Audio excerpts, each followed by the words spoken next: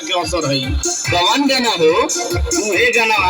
जौन कलकत्ता के paradise hall में कौन सी गौले रहो प्रोग्राम पोखरिया के भुवर सिंह सोना आजाद रमेश संजय संतोष रामू मुन्ना दिलीप जय कुमार ओंकार गणेश संजय राज करौले रहो प्रोग्राम में इतना हिट भई कि जलीदार कुर्ती के फैसने निकली हुई जाना तारो भौजी तो रोजे केबल पर देखेली। अच्छा देखाव लोगे भगिना ई जुगवे जलीदार हो गई ना हो।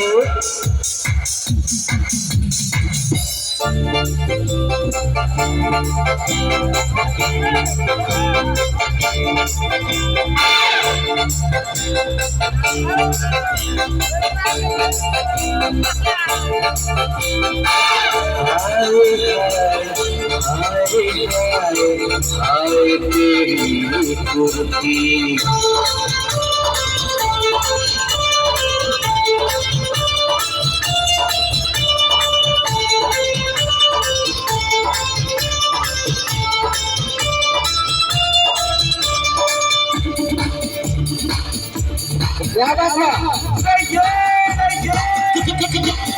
हमको तोरे जैसा नहीं देखा ऐसा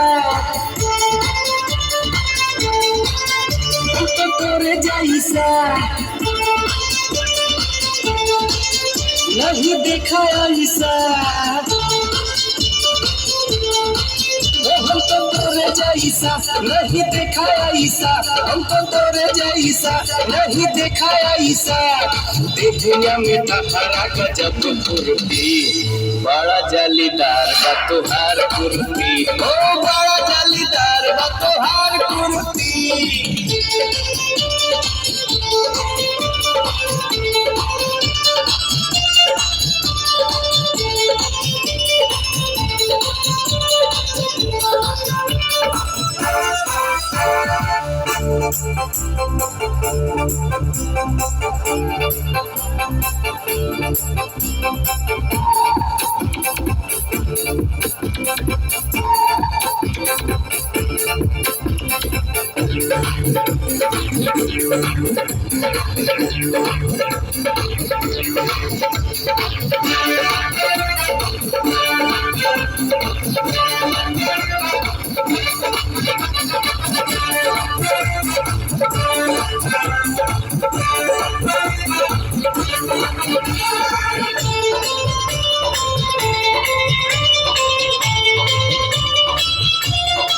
सारी जगह को मैंने देखा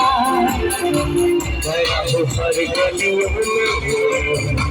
थोड़ा तो डूबा डूबा जाए के पीछे गलियों में आंखों में नशा नशा नशा तेरी बातों में नशा नशा नशा तेरी आंखों में